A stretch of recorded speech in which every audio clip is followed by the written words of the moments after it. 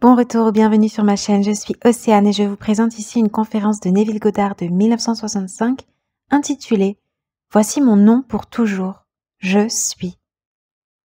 Ce soir, parlons du nom. Si vous trouvez ce nom ou si vous y croyez, il n'y a vraiment rien d'impossible pour vous, si vous y croyez vraiment. Moïse dit à Dieu « Si je vais vers les enfants d'Israël et que je leur dis « Le Dieu de vos pères m'a envoyé vers vous » et qu'ils me demandent « Quel est son nom ?» Que dirais-je? Le Seigneur dit « Je suis qui je suis ». On traduit parfois « Je suis ce que je suis » ou « Je suis ce je suis ». Mais n'importe quelle forme du verbe être. Je suis qui je suis. Puis il dit « Dites ceci aux enfants d'Israël. C'est moi, je suis qui vous ai envoyé. Le Seigneur Dieu, le Dieu de votre père, Abraham, Isaac et Jacob, m'a envoyé vers vous. C'est là mon nom pour toujours, et c'est par ce nom que je serai connu dans toutes les générations. Ce nom ne change pas, c'est mon nom pour toujours. Cela se trouve dans le livre de l'Exode, au 3e chapitre, versets 13 à 17. Si vous lisez le livre de l'Exode, vous constaterez qu'il s'agit d'une puissance pure, qui n'est modifiée par aucune justice, aucun amour, aucune miséricorde, aucune pitié, aucune paix. Une puissance pure. Moïse se trouve donc en présence de la puissance. C'est la première révélation de Dieu, et c'est le « je suis ». Permettez-moi de vous dire que lorsque vous y croyez, c'est ainsi que vous l'utilisez. La première fois que vous l'utilisez, c'est en tant que puissance pure, sans aucune miséricorde dans ce monde, juste de la puissance. Dans ce même livre de l'Exode, on lui dit d'aller voir Pharaon et de lui dire de libérer ses enfants. Puis il endurcit le cœur de Pharaon. Il joue donc tous les rôles. Il envoie son serviteur Moïse dire à Pharaon de libérer les enfants d'Israël. Puis il endurcit le cœur de Pharaon. Qui joue donc tous les rôles? Puisque Jéhovah, qui est « Je suis », est l'acteur principal de chaque événement. Si vous adoptez ce nom de Dieu, voici ce qui vous arrivera. Si vous y croyez vraiment et que vous l'adoptez, alors le culte des personnalités héroïques ne pourra pas prendre pied dans votre foi. Vous ne pouvez vous tourner vers aucun être de ce monde en tant que personne importante dans votre vie. Mais personne.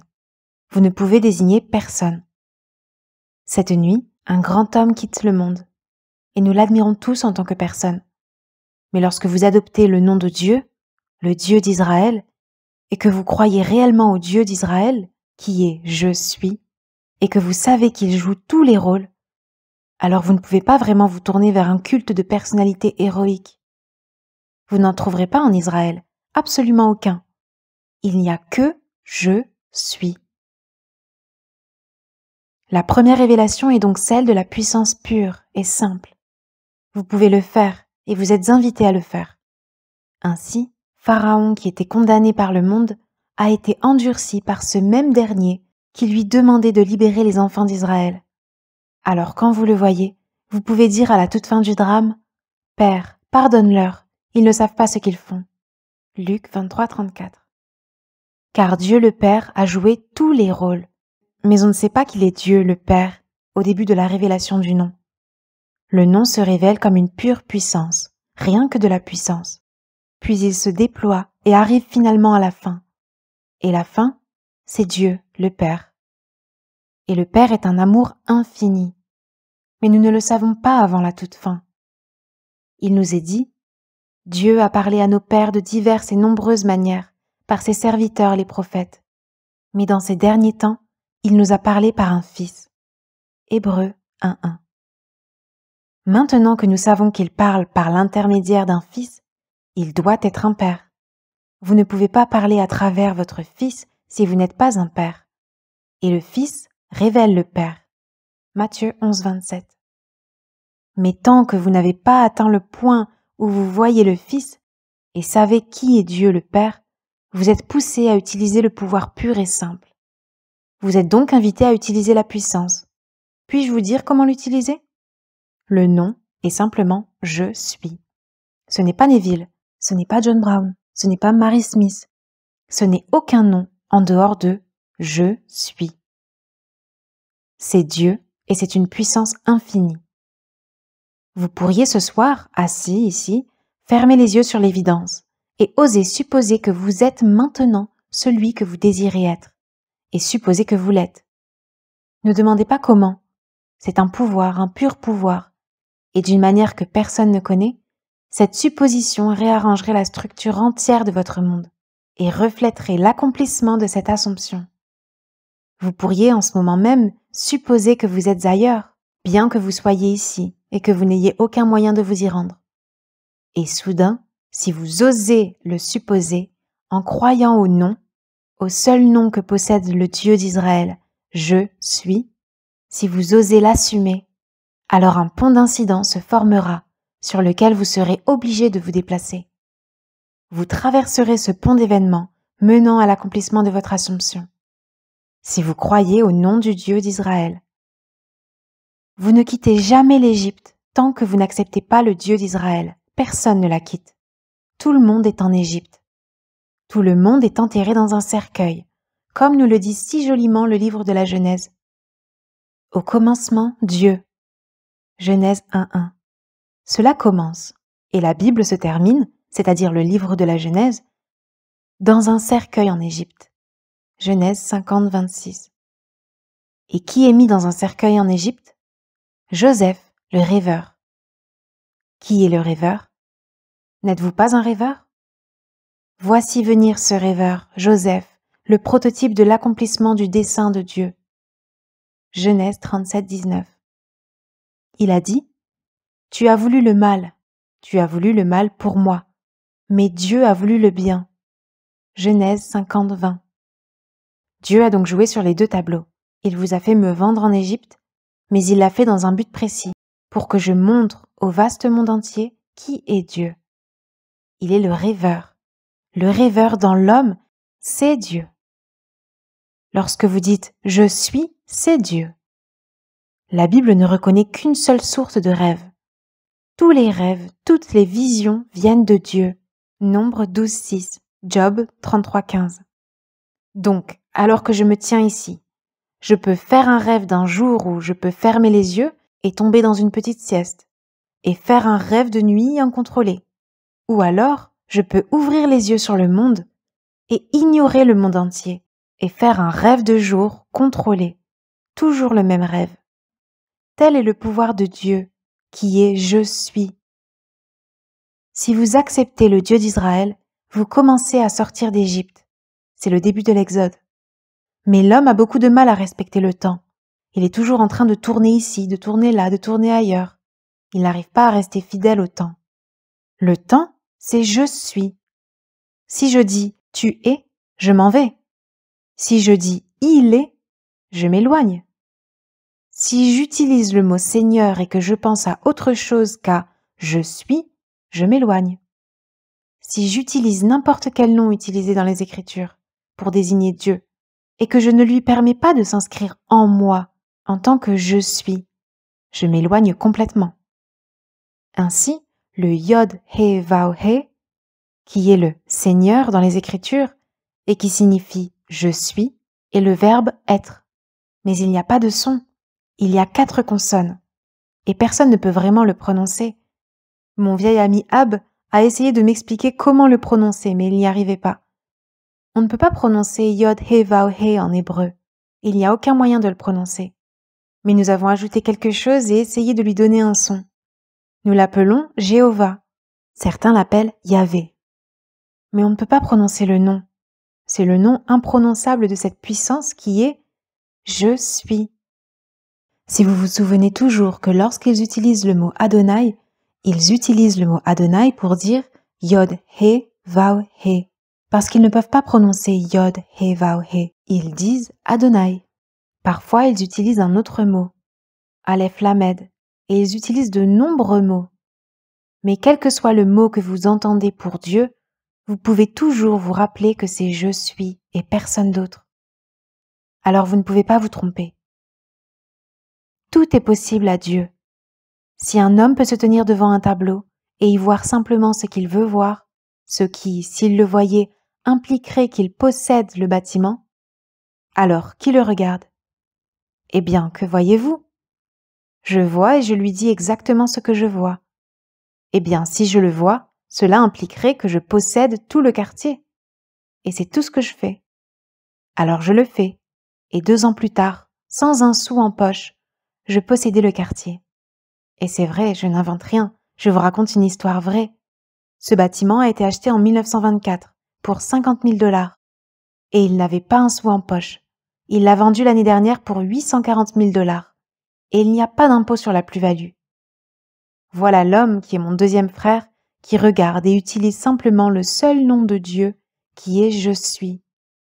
C'est le pouvoir à l'état pur, lorsqu'il se révèle pour la première fois à l'homme. Nous continuons donc à condamner Pharaon. Pourquoi condamner Pharaon quand l'être qui joue Pharaon joue le rôle de Moïse? Il joue tous les rôles du monde, mais tous les rôles. Après l'avoir utilisé, et bien souvent sans sagesse, sans amour, sans miséricorde, il n'y a toujours pas de condamnation à la fin. Vous avancez vers une fin prédéterminée pour découvrir que Dieu est Père et que l'amour infini est Dieu. Mais ce soir, je vous partage avec vous ma propre connaissance et mon utilisation de ce nom en puissance. Je peux aussi partager avec vous, et je le ferai, ce nom dans son état final, dans l'amour. Car lorsque vous arrivez à la toute fin du déploiement du nom, vous êtes Dieu. Vous commencez donc par le commencement. Et c'est ce qui vous est dit. Je vous ai éprouvé dans les fours de la détresse. C'est pour moi que je le fais. Car comment mon nom serait-il profané? Je ne donnerai pas ma gloire à un autre. Ésaïe 48:10. Dieu seul est la louange de Dieu. L'Esprit seul est la louange de l'Esprit. La vie seule est la louange de la vie. Donc, si je veux recevoir la louange, la gloire de Dieu, je dois d'abord devenir Dieu. Voici donc les mots du 17e Jean. Père, glorifie ton Fils, afin que le Fils te glorifie. Verset 1. Le Fils ne peut pas glorifier le Père tant que le Père ne glorifie pas d'abord le Fils. Il fait maintenant cette déclaration. J'ai accompli toutes les œuvres que tu m'as donné à faire. Maintenant, Père, glorifie-moi par toi-même de la gloire que j'avais auprès de toi avant que le monde fût. Verset 4. Qui pose cette question? Vous et moi, lorsque nous aurons achevé le travail, lorsque nous avons accompli tout le travail qui nous a été confié. Nous ne demandons que le retour de la gloire à laquelle nous avons renoncé pour assumer la limitation de la chair. Car celui qui demande, c'est la puissance créatrice et la sagesse de Dieu personnifiée en homme. Nous sommes donc venus ici dans un but précis. Et pour venir ici, nous étions la puissance créatrice et la sagesse de Dieu. Car c'est ce qu'est le Christ, comme nous le dit le livre des Corinthiens, 1er chapitre, verset 24. Jésus-Christ, puissance de Dieu et sagesse de Dieu. Et donc ici, il est personnifié en tant qu'homme. Mais lorsqu'il a achevé l'œuvre, qui est le déploiement du nom de Dieu, lorsqu'il arrive à la toute fin, en tant que Dieu le Père, maintenant, j'ai accompli l'œuvre que tu m'as donnée à faire. Maintenant, Père, glorifie-moi par toi-même de la gloire que j'avais auprès de toi, avant que le monde ne soit. Ainsi, Dieu glorifie le Fils pour que le Fils glorifie le Père. Car le Père seul est la gloire du Père. Vous ne pouvez donc pas vraiment glorifier le Père tant que le Père ne vous glorifie pas d'abord. Et il ne vous glorifie pas avant que vous n'arriviez à la toute fin. Lorsque vous revenez, cette puissance créatrice est revenue de sa mission. Après avoir accompli tout ce pourquoi elle a été envoyée, elle revient, et puis elle revient. Et le Père la glorifie d'abord, pour qu'elle glorifie à son tour le Père. C'est donc le grand mystère de ce nom. Dans le livre de l'Exode, lorsque Moïse commence à chanter le cantique appelé « Cantique de Moïse », il dit « Dieu est un homme de guerre, l'Éternel est son nom ». Exode 15:3. Seulement la puissance, la pure puissance, Dieu est un homme de guerre. Car il l'a vu, tous les enfants sont morts, depuis celui qui était assis sur le trône jusqu'à celui qui était dans le cachot. Va lui demander de laisser partir mon peuple, mais j'endurcirai son cœur, Et tu lui diras que tous les premiers-nés mourront cette nuit, depuis le premier-né de Pharaon jusqu'au plus petit pays d'Égypte. Exode 11, 4-7. Cette nuit-là, ils moururent tous, et les premiers-nés du bétail moururent aussi. Ils dirent, « Nous sommes morts, laissez partir ces gens. » Qui a fait cela? N'est-ce pas le même Dieu? Un seul Dieu joue tous les rôles dans le monde. Il n'y a rien d'autre que Dieu. Dieu joue tous les rôles. Mais maintenant, si vous voulez vraiment commencer à sortir du monde de la mort, vous devez accepter le nom du Dieu d'Israël. C'est le monothéisme à l'extrême. On ne peut pas avoir deux dieux et être un vrai Israélite. Et seul l'Israélite sort d'Égypte. Comme nous l'a dit le 73e chapitre du livre des Psaumes, verset 1, « Tu as été bon pour ceux qui ont le cœur pur. » Puis il regarde et voit Nathan, appelé Nathanaël le don de Dieu. Et il dit, « Voici vraiment l'Israélite, en qui il n'y a pas de mensonge. » Jean 1, 47. Il n'y a pas deux dieux, il n'y a qu'un seul Dieu. C'est ainsi qu'il appelle Israël. Il n'appelle Israël qu'un homme selon son propre cœur, un Israélite en qui il n'y a pas de ruse. Et il l'appelle. S'il n'y a pas de ruse, c'est que vous n'adorez qu'un seul Dieu. Mais adorer signifie digne de l'attention de quelqu'un. Donc, demain matin, vous faites attention au gros titre. Vous faites attention à quelque chose d'autre demain. Faites-vous attention à « je suis ». Consacreriez-vous 5 minutes ce soir, avant d'aller vous coucher, ou 5 minutes demain, à contempler le fait d'être. D'être simplement. Ni Jean, ni Marie, ni personne dans ce monde. Simplement être. Car c'est ça adorer Dieu. Vous n'adorez donc que le « je suis ». Vous vous attardez donc sur le simple fait d'être. Vous seriez surpris de ce que vous verrez et de ce qui se passera lorsque vous vous attarderez sur l'être. Vous n'avez jamais vu une lumière aussi glorieuse lorsque vous vous attardez sur l'être. Cette lumière dorée commence à apparaître tout autour de vous. Une lumière liquide, comme nous le dit le livre de la sagesse. Il nous a éprouvés comme de l'or dans la fournaise, et nous a reçus en lui comme de l'or pur. Proverbe 17.3. C'est bien cela, de l'or en fusion. Vous êtes éprouvés dans la fournaise, et tout à coup vous vous transformez en or fondu, et il vous reçoit en lui comme de l'or fondu pur. Ensuite, vous quittez ce monde, appelé le monde de l'Égypte, qui est le cercueil. Il a donc été placé dans le cercueil en Égypte, tout dernier verset du livre, le 50e chapitre du livre de la Genèse, verset 26, « Et il fut mis dans un cercueil en Égypte. Mais il a exigé de ses frères la promesse qu'il ne serait pas laissé en Égypte. Il le sortirait d'Égypte et l'emmènerait dans le pays qui lui avait été promis. » Ainsi, le monde entier pourrait être presque contenu dans cette petite phrase. Au commencement, Dieu, dans un cercueil en Égypte. Et le rêveur fait ce rêve fantastique de la vie. Tout le monde doit rêver le rêve de la vie, mais il en sortira lorsqu'il découvrira le nom de Dieu. La première découverte du nom est la puissance pure, le pouvoir pur. Je l'ai vu si clairement lorsque j'étais un jeune homme d'une 20aine d'années, emmené dans la société divine, et que le premier que j'ai rencontré était la puissance infinie, la puissance pure. Pas une once de pitié en sa présence, pas de paix, pas d'amour. Mais dans la même société, il y avait l'amour infini qui m'a embrassé. Et au moment de l'étreinte, je suis devenue un avec lui, fusionné avec l'amour infini, qui est le Dieu ultime. Puis j'ai été renvoyée devant le premier, la puissance pure. Je devais commencer par là. C'est la puissance qui m'a ordonné d'aller dans le monde et de raconter l'histoire. Ce n'était pas l'amour. L'amour m'a étreint. Et tandis que je me mêlais à l'amour, j'ai été amenée devant la puissance pour la 2e fois. Et la puissance m'a envoyée dans le monde avec cet ordre retentissant à mes oreilles. Il est temps d'agir. C'était le mot avec l'accent sur agir.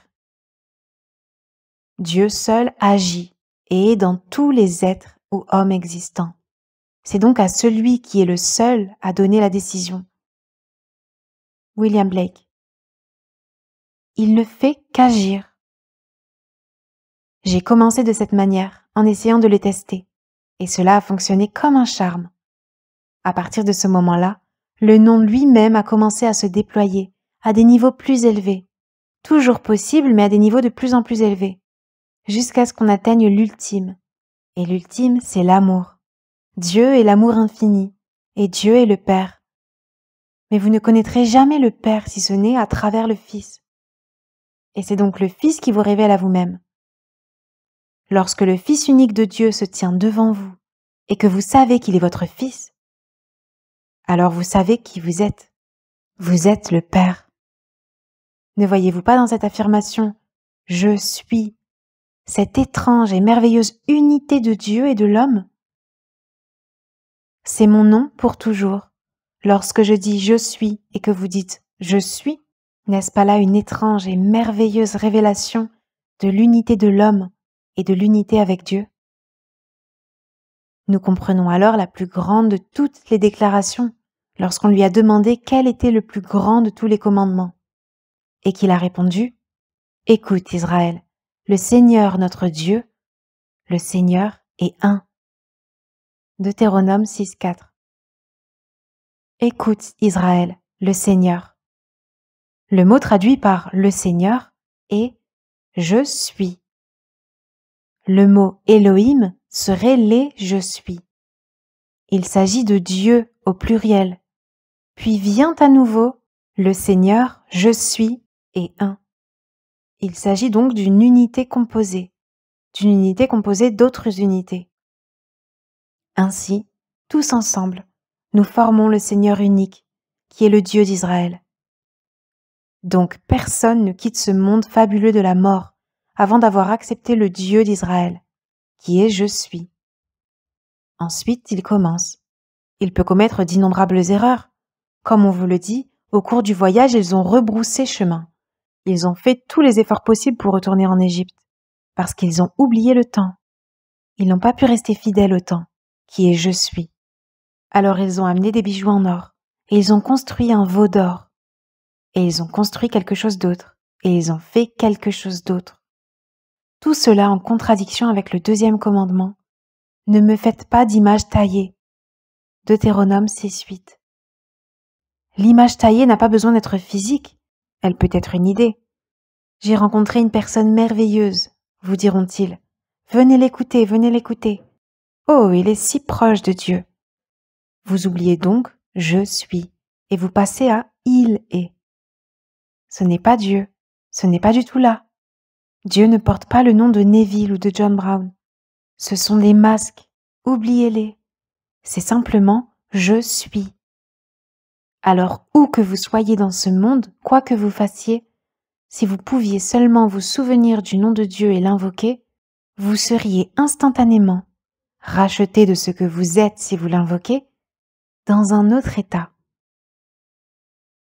Il a dit « Je suis le Seigneur ». La traduction correcte serait « Je suis le je suis ». Je suis le Seigneur ton Dieu, le Saint d'Israël, ton Sauveur. En dehors de moi, il n'y a pas de Sauveur. Je n'en connais pas. Je ne connais pas d'autre Sauveur. Je suis le premier, je suis le dernier. Et il n'y a personne en dehors de moi. Lisez-le dans le livre d'Ésaïe, le 43e chapitre, le 41e, le 44e. Reliez-les ensemble et vous voyez cette merveilleuse révélation du nom de Dieu, qui est le Sauveur du monde. Alors ce soir, au lieu de prier quelqu'un, permettez-moi de vous dire que si le nom du Dieu que j'adore est « Je suis », alors il s'ensuit seulement ce que je suis. Puis-je prier correctement? Je ne peux pas prier correctement autrement que parce que je suis. Il n'entend pas mes paroles. On raconte que Michaël se tourna vers le Seigneur et dit « Permettez-moi, sire, mais je pense que vous avez fait une grande erreur en permettant à l'homme d'apprendre à parler. » Toutes les prières montaient, et c'était comme à Babel. Chacun demandait quelque chose d'entièrement différent. Tous demandaient. Alors il a dit « Si tu ne leur permettais pas de parler, nous pourrions alors comprendre ce qu'ils demandent. » Dieu lui a dit Je n'écoute pas ce qu'ils disent, je n'écoute que leur vie. C'est tout. Je n'écoute que leur vie. Donc seul ce que je suis est exaucé. Aucune de mes prières ne dépasse le toit, mais la prière de ce que je suis. C'est tout ce à quoi je peux répondre. Ainsi, cette nuit, si je veux être en bonne santé, je dois supposer que je le suis. Si je veux être riche, je dois supposer que je le suis. Ne demandez la permission à personne dans ce monde. Si je veux être quelque chose, je dois assumer que je le suis, car c'est demander au seul nom qui répond vraiment. Je n'écoute que leur vie. Et ma supposition n'a pas besoin d'être basée sur l'évidence de mes sens. Elle n'a pas besoin d'être basée sur la raison. Mon assomption, au moment même où je l'aimais, va en fait créer une merveilleuse série d'événements. Et moi, debout ici, je serai obligée de traverser cette série d'événements, de franchir ce pont d'incidents et d'aller exactement là où l'hypothèse m'a conduit. Je l'ai fait à maintes reprises. Lorsque les choses semblaient si noires, je ne pouvais pas me tourner vers la lumière. Je ne savais pas vers qui me tourner. Je n'avais pas d'argent, je n'avais rien de tout cela. Et j'ai osé assumer que j'étais l'homme que je voulais être. Et que j'étais là où je voulais être. Ce qui aurait demandé une sacrée fortune. Et bizarrement, tout cela est venu de nulle part. Je n'ai pas eu à mettre la main dans la poche d'un autre pour l'obtenir. Je n'ai rien fait dont j'avais honte pour l'obtenir. C'est arrivé comme ça. Mais à la réflexion, on est enclin, à cause de l'entraînement passé, à croire que cela serait arrivé de toute façon. Et c'est alors que l'on revient à notre Dieu et que l'on oublie le Dieu d'Israël. Il faut toujours se souvenir du Dieu d'Israël. Et le Dieu d'Israël, c'est votre merveilleuse imagination humaine. C'est le Dieu d'Israël. C'est le Dieu qui a créé le vaste monde, qui l'a fait naître et qui le soutient. Rien ne vient dans ce monde sans être soutenu par votre propre et merveilleux acte imaginaire. Elle ne reste pas dans le monde sans ce soutien.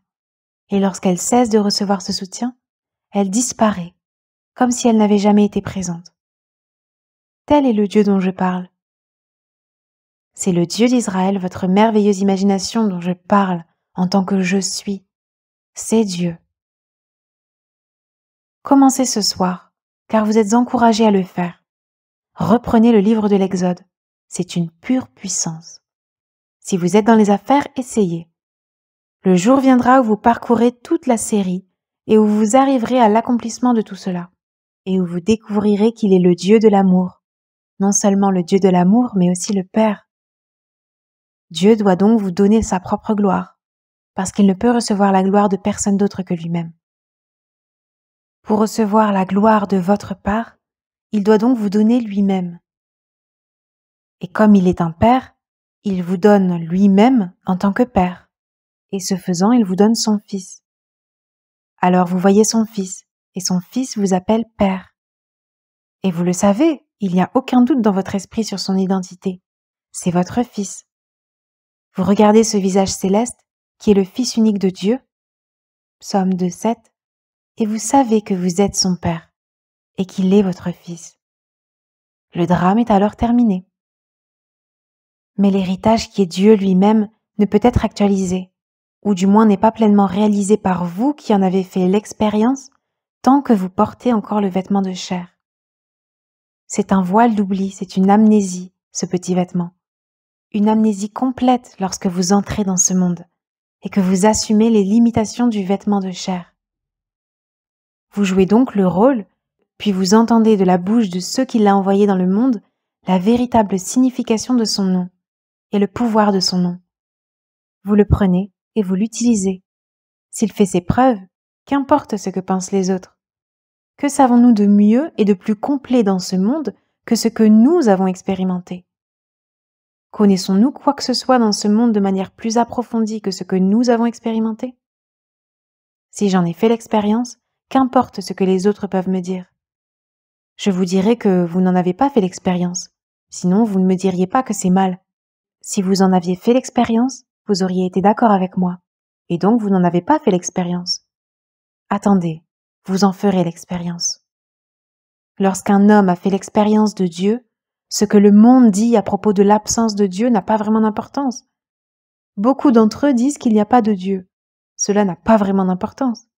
et ils avancent aveuglément sans savoir qu'ils vont d'abord le trouver en tant que puissance. C'est là qu'ils le trouvent pour la première fois. Lorsqu'ils le trouvent en tant que pouvoir, ils vont l'utiliser et en faire mauvais usage. Et lorsqu'ils en font mauvais usage, qui en fait mauvais usage? Dieu. Il abuse de son propre nom. Il endurcit le cœur de Pharaon et tue tous les premiers-nés. En une nuit, ils meurent tous. Les sauterelles arrivent et dévorent tout le pays. Chaque fléau, l'un après l'autre, est l'utilisation du pouvoir, mais d'une manière étrange et particulière.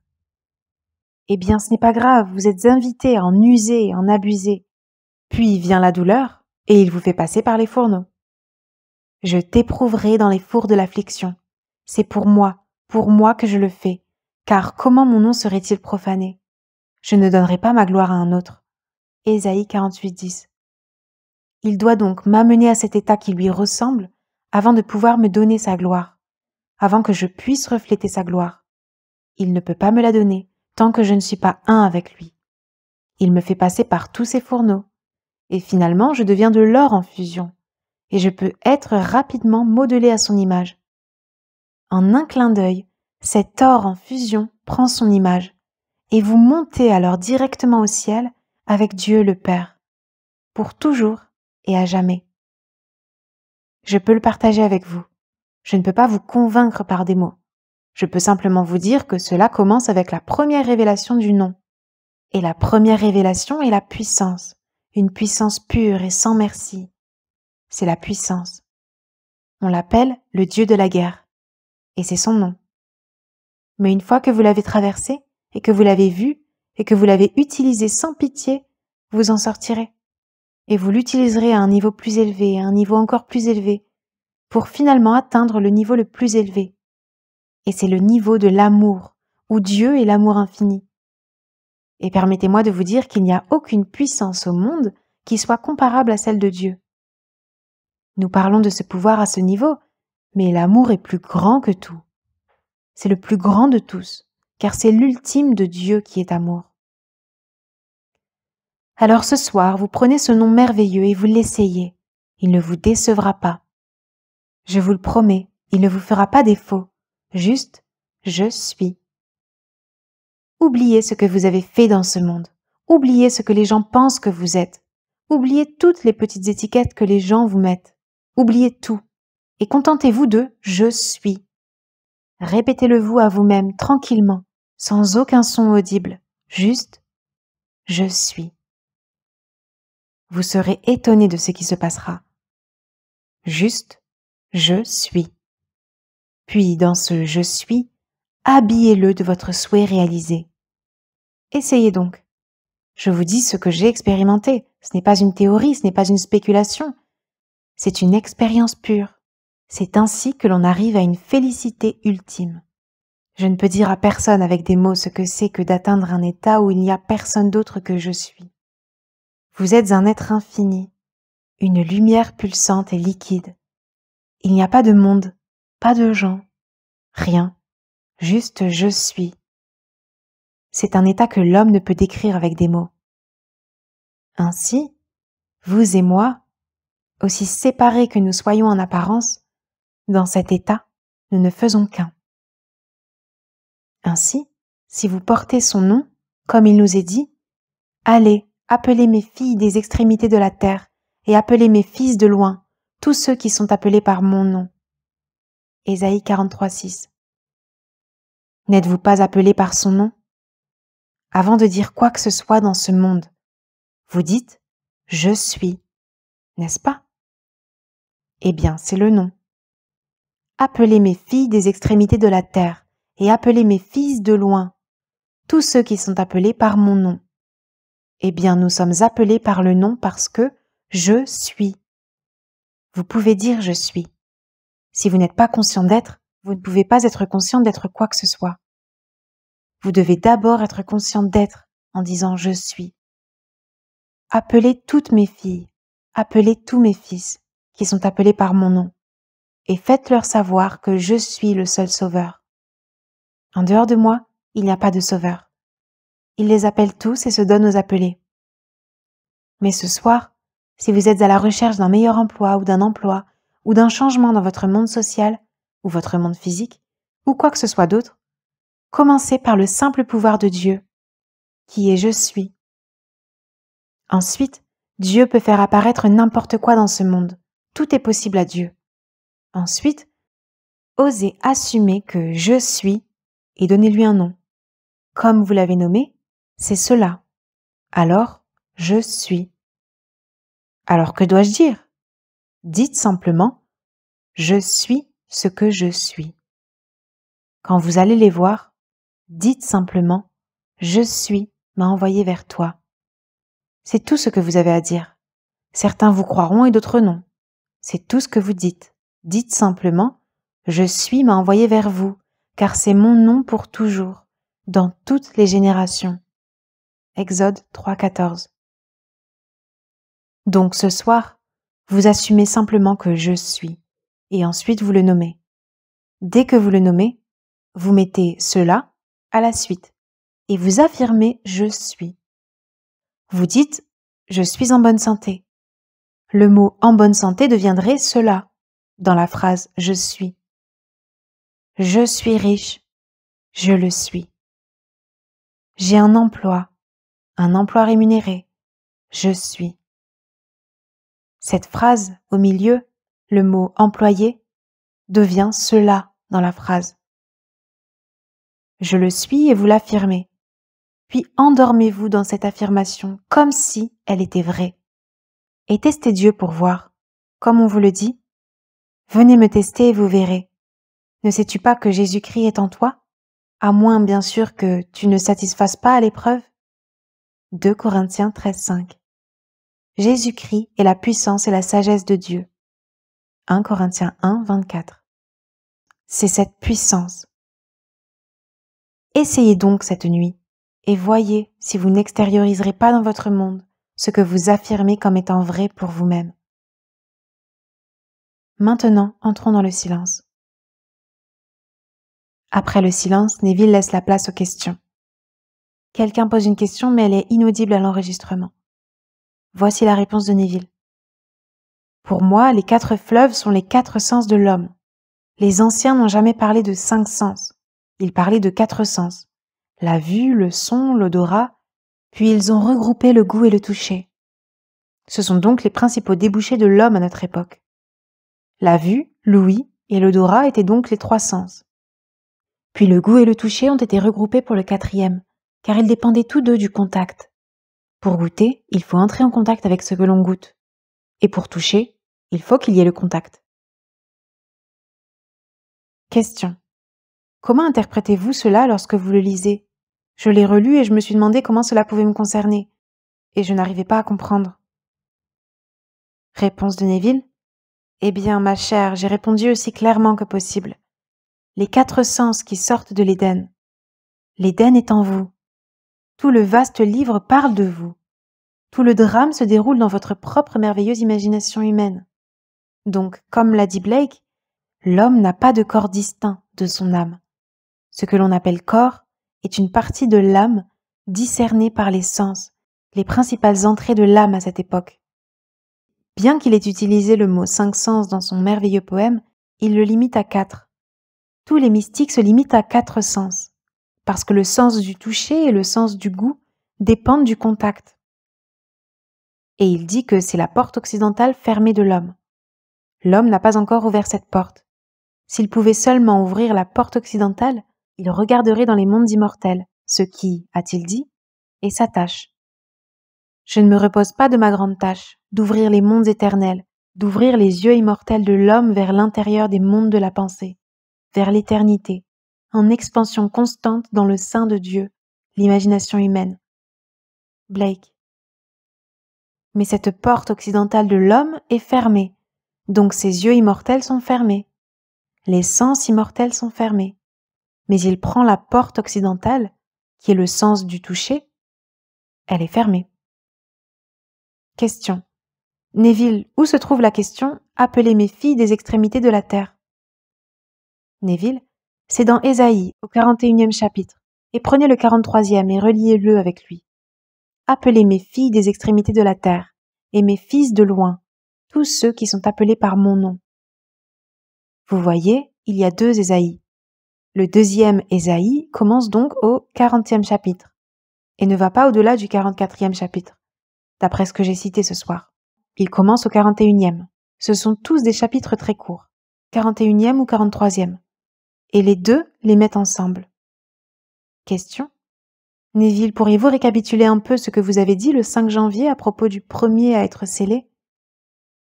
Neville. C'était Judas. C'était le 7e chapitre de l'Apocalypse.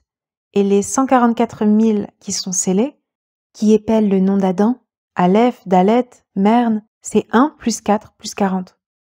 Mais en hébreu, lorsque le 0 suit le chiffre, on peut le multiplier à l'infini. Adam, c'est donc 144 000. C'est l'ensemble qui sera scellé. Personne ne peut être perdu parce que tout le monde est Dieu. Il n'y a que Dieu qui joue tous les rôles. Mais Judas est le premier des 12, parce qu'il y avait 12, et que chaque 12 avait 12. Eh bien, 12 fois 12 font 144. Donc le premier appelé à être scellé, c'est Judas, de sorte qu'il était le 4e de la 4e génération depuis Abraham. Et il était celui qui tenait le sceptre, et de lui il ne pourrait jamais s'éloigner. C'était donc le 4e, et le 4e nom du 4e fils. Nous entrons par cette porte appelée la 4e, parce que la 4e lettre est Dalet, et c'est la porte. Mais curieusement, lorsqu'on commence à les sceller, Judas vient en premier dans le 7e chapitre de l'Apocalypse. Nous sommes tous un, et il n'y en a pas 2 dans ce monde. Mais l'homme ne le sait pas encore. Et il n'y a pas de condamnation si vous ne le savez pas, et que vous pensez que l'autre fait quelque chose de mal, comme les gens le font tout au long de la journée. Chaque matin, dans le journal, quelqu'un va à la banque et prend ce qui ne lui appartient pas. Ainsi, tout au long de la journée, il ne connaît pas encore la puissance de Dieu. Tout va bien, car l'être qui joue ce voleur, c'est Dieu. Celui qui va l'arrêter, c'est Dieu.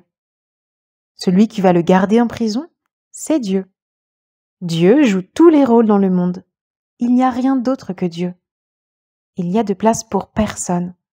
Il n'y a qu'Achad, qu'un seul. Question. Que signifie le fait que Joseph exige de ses frères la promesse de ne pas le laisser en Égypte? Neville, une fois encore, conformément aux promesses de l'Écriture, toutes les promesses doivent s'accomplir. Joseph est le rêveur. Ne me laisse pas dans le cercueil, réveille-moi, comme nous le dit le 44e chapitre du livre des Psaumes. Réveille-toi, pourquoi dors-tu, Seigneur? Pas un autre, c'est le Seigneur qui dort. Il n'est que le prototype du rêveur, qu'est Dieu. C'est Dieu qui s'est imposé toutes ces limitations. En fait, la tyrannie n'est rien d'autre que la division de cette substance spirituelle contre elle-même. Dieu s'est fragmenté. C'est le rocher qui s'est brisé. Maintenant, il rassemble chaque petit morceau pour le reconstituer. Donc, lorsque tout est réuni, le rocher est bien plus grand qu'il ne l'était avant. Ici, nous dispersons cette puissance créatrice, puis nous la ramenons. Chacun ramène le travail qui lui a été attribué. Et il revient, et tous redeviennent un. Et c'est une puissance bien plus grande qu'elle ne l'était auparavant.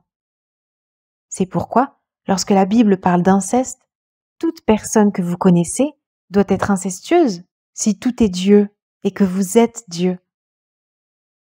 Et Ruben monta sur le lit de sa mère, et nous jugeons sévèrement le fait qu'il soit allé sur le lit de sa mère. Et nous parlons de toutes ces choses étranges de l'Écriture que nous ne comprenons pas, alors que le vaste monde entier devrait l'être. Il n'y a pas un seul soi-disant crime connu de l'homme qui ne soit pas ouvertement discuté dans les Écritures. Il n'y a rien de nouveau dans le monde en ce qui concerne le crime. Nous parlons de génocide, nous parlons de la destruction d'une ville entière. Lisez les Écritures. L'anéantissement complet d'un être entier et de toute sa progéniture. C'est le pouvoir destructeur à l'état pur. Enfin, il se dirige vers celui que nous appelons le Christ Jésus, lorsqu'il trouve le Père. Et voici une révélation du Père. Et quand vous vous tenez en présence du Père, eh bien, je ne peux pas le décrire. Vous n'avez jamais connu un tel amour. Vous ne pouvez pas décrire une telle extase. Les gens parlent d'amour ici, mais c'est comme vivre dans des chambres séparées. Supposons que vous désiriez passionnellement quelqu'un dans ce monde et que des barreaux d'acier vous en empêchent, sans même pouvoir toucher l'autre, eh bien c'est plus éloigné.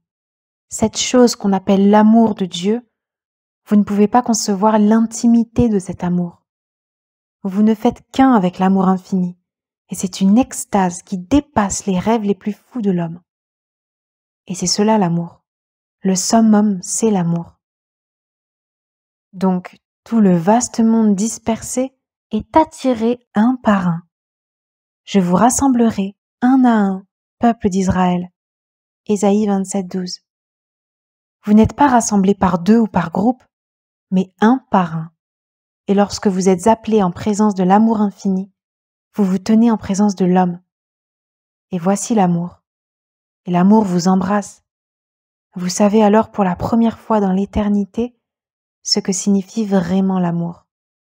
Et vous êtes là pour toujours, jusqu'à demain, quand tout le drame sera terminé, qu'une nouvelle pièce sera écrite et qu'une nouvelle fragmentation aura lieu pour une expansion encore plus grande de Dieu. Bonne nuit.